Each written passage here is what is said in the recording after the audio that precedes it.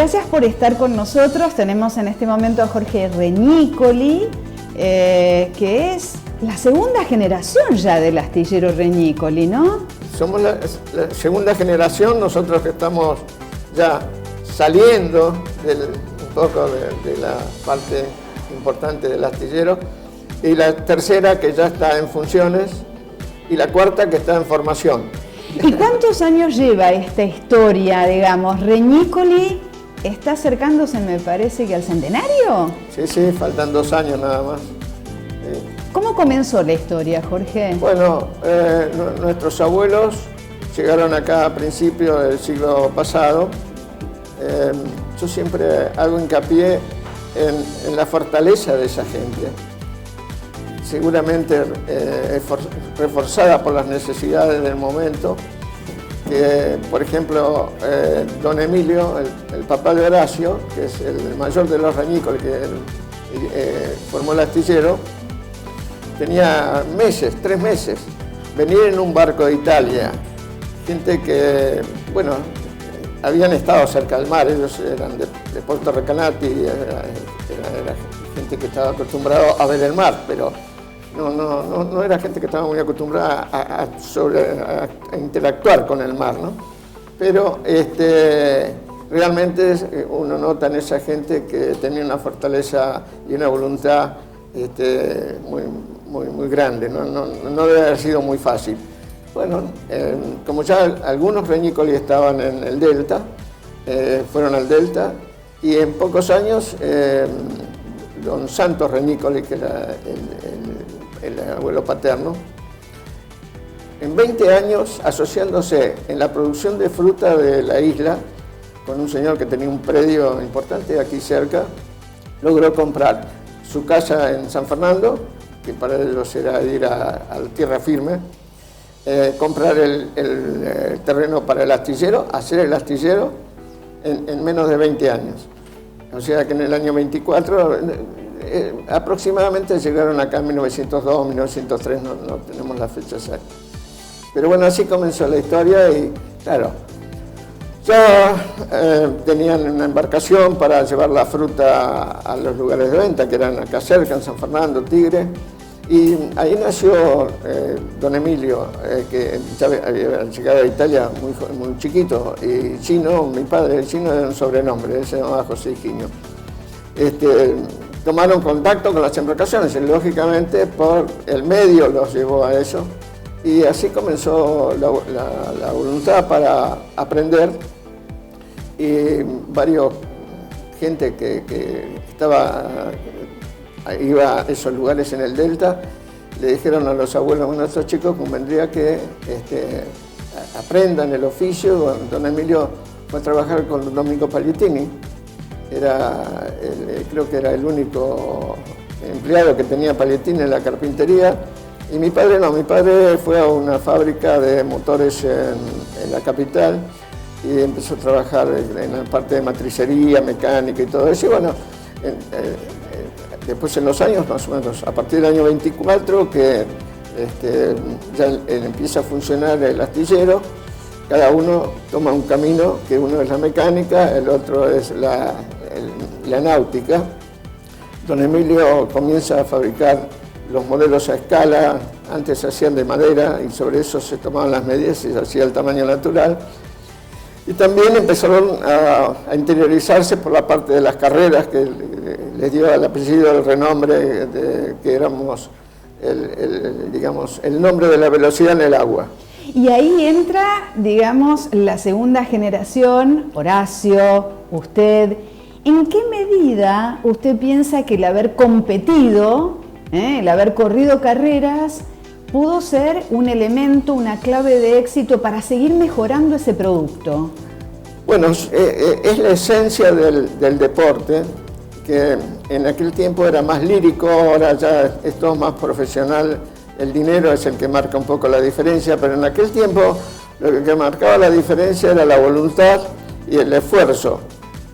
Y todo lo que se hacía para mejorar las embarcaciones después traducía en un mejoramiento de la eficiencia para los clientes, Y la parte deportiva lo que le da el renombre al astillero de ser capaces de hacer embarcaciones rápidas y seguras.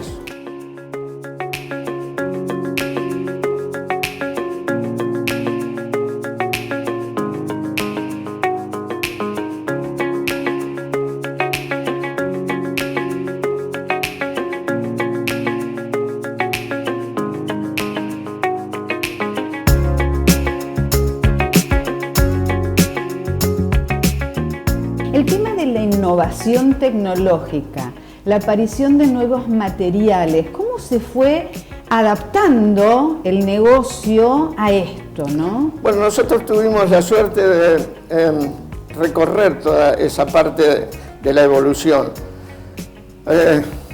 Digamos que al principio se trabajaba un poco a ojo y a error y prueba y error. Pero con el tiempo se fueron mejorando las técnicas para lograr mejores embarcaciones. Pero siempre al principio era un poco de descubrir cómo se hacía la cosa. Yo tuve la suerte, y Horacio en esto siempre trabajamos juntos, o sea, las cosas buenas, las cosas malas, hacíamos en el astillero, nos echaban un poco, bueno, pero así se aprende. Y tuvimos la suerte de que el personal en aquella época eran, digamos, buenos profesores. Tuvimos un carpintero que venía de Trieste, había estado en la guerra, eso le había afectado un poco, era un poco raro el hombre porque había estado peleando con una ametralladora y esas cosas, cómo cambian la mentalidad, ¿no? Pero tenían una formación muy sólida. Y yo tuve la suerte, y Horacio también, de trabajar con él y ver que don Emilio hacía el modelo, de donde se tomaban las medidas y se trazaba y se fabricaba la embarcación, y que después veíamos cómo navegaba esa embarcación. Entonces podíamos unir una cosa con otra y ver causa y efecto. En ese sentido, hay que rendirle un homenaje a Juan Bader, porque Juan Bader hizo el mismo camino, pero desde una base con una formación teórica mucho mejor que la que teníamos nosotros. Pero su libro está considerado, se llama Crucero y Lanchas Veloces, hay dos volúmenes distintos, y está considerado entre los 15 mejores libros de la técnica para las embarcaciones veloces. ¿Cuál es la razón de eso? Que él, en cada embarcación que hacía la explicación en su libro de la parte teórica, tomaba las referencias de las pruebas que se hacían en los canales en Alemania y en todo el mundo, y después hacía un ejemplo práctico de su embarcación usando los elementos teóricos que había explicado antes. Eso hizo que los libros de Bader sigue siendo uno de los libros más buscados en el mundo, y no está traducido al inglés. Y hoy el mejor diseñador del mundo, que se llama Donald Blount, nos pedía por favor si podíamos conseguir un libro de esos traducido al inglés, y no existe. Donald Blount es el que fabricó el Destriero, un barco de unos 30 metros de eslora, que cruzó el Atlántico sin abastecimiento a 32 nudos de velocidad de Estados Unidos a Inglaterra. Yo le reconozco la pasión que usted pone en todo esto, pero lo quiero traer de nuevo a Reñicoli, a la Argentina, donde ustedes a lo largo de casi 100 años han vivido una Argentina con muchos altibajos. Entonces, ¿cómo fue posible resistir? ¿Cómo fue posible seguir creciendo? Tu pregunta me las hacen a veces algunos amigos empresarios y otras veces algunos inspectores de impuestos. Y la respuesta no es tan complicada. ¿Por qué subsistimos? Somos uno de los pocos astilleros que subsistieron tantos años. Y el secreto es, utilizamos el dinero que produce la empresa para vivir decentemente bien, pero el resto todo lo volvemos a invertir. Ese es el gran secreto. no es, tal vez haya otras fórmulas que sean más promisorias para obtener dinero, pero no para agrandar la empresa. ¿Están pensando ya en el futuro de Reñicoli? Usted me decía, ya hay una tercera generación y probablemente vayan por una cuarta, ¿no? Sí, la cuarta, digamos, son 3 nietas, 2 nietos míos y una nieta de Horacio. Y bueno, en este momento se están formando. Y usted me decía algo muy interesante antes de comenzar esta nota, que el lugar de la mujer en los astilleros, en la náutica, ha ido creciendo. Por lo tanto, usted ve con fe este proceso. Sí. Yo creo que es lo que hace unos años no parecía una realidad, hoy sí es una realidad. Y es que las mujeres han tomado muchas empresas de toda índole, pero la náutica también, y son exitosas, porque yo creo que tal vez en la náutica predomina un poco el ingenio de la mujer para lograr la perfección, ¿no? O sea, ¿quién decide la compra de una lancha? En última instancia es la mujer. Y si la lancha la diseña una mujer, sabe qué es lo que a la mujer le gusta. Claro. Y yo creo que ahí está un poco la cuestión de la náutica, que cada vez vemos más mujeres CEO de importantes empresas en todo el mundo.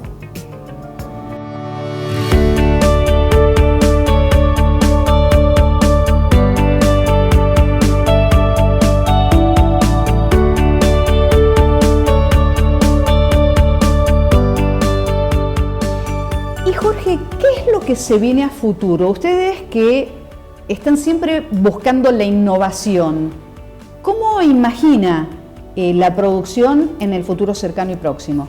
Mirá, nosotros en el rubro en el que estamos, que son las embarcaciones rápidas, veloces, embarcaciones de planeo que se llaman, estamos viendo una evolución extraordinaria a través de la ayuda que proporciona la parte electrónica, tanto para modificar la navegación, la forma de navegación, como para los cálculos previos que se hace para una embarcación.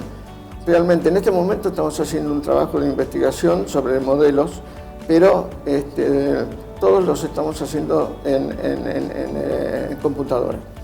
Y estamos viendo con las modificaciones que se nos ocurre hacer en un par de horas, saber cómo va a modificar la navegación de la lancha y en cuánto se puede mejorar el rendimiento y en cuánto se puede mejorar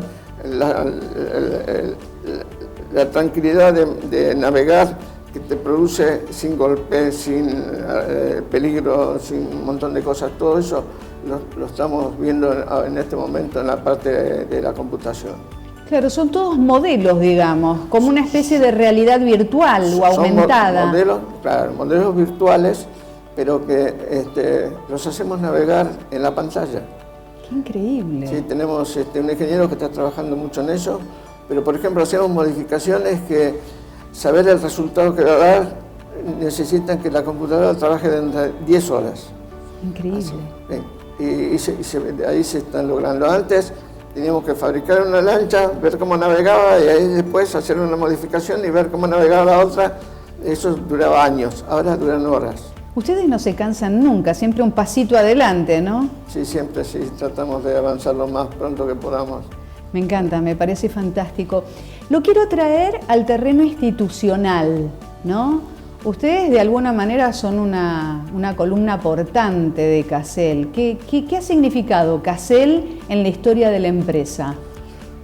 Bueno, como en todo rubro, siempre un grupo tiene más poder que si las cosas se hacen individualmente.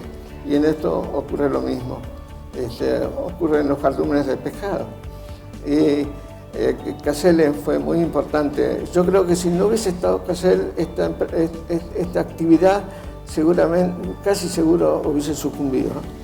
Porque está erróneamente considerada ser una actividad de élite y no es así.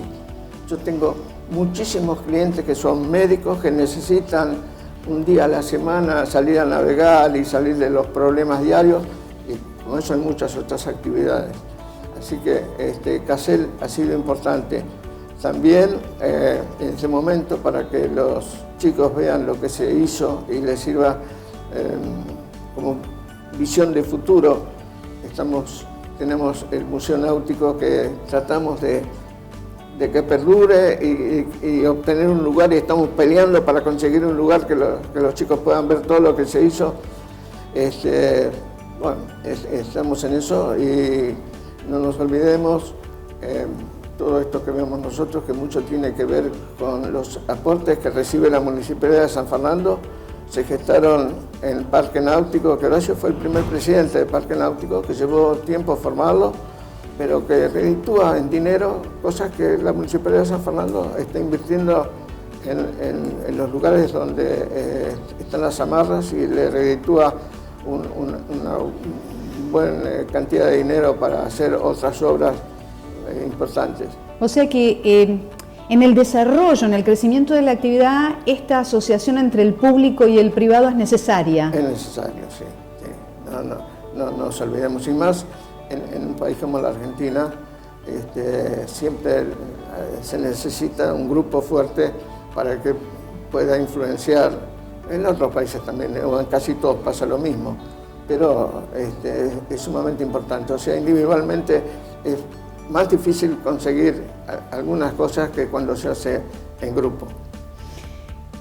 Jorge, usted indudablemente que tiene una historia para contar de éxitos a nivel deportivo y a nivel empresario, pero por lo que me cuenta, tiene ese corazón o ese espíritu inquieto de seguir buscando la innovación, el desarrollo, la modernidad.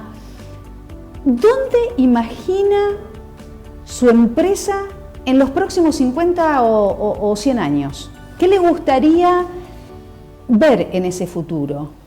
Bueno, me gustaría ver un país ordenado, donde se pueda planificar a largo plazo, pero creo que la gente que está cerca del agua, y parecería un poco ridículo, pero yo creo que va a pasar.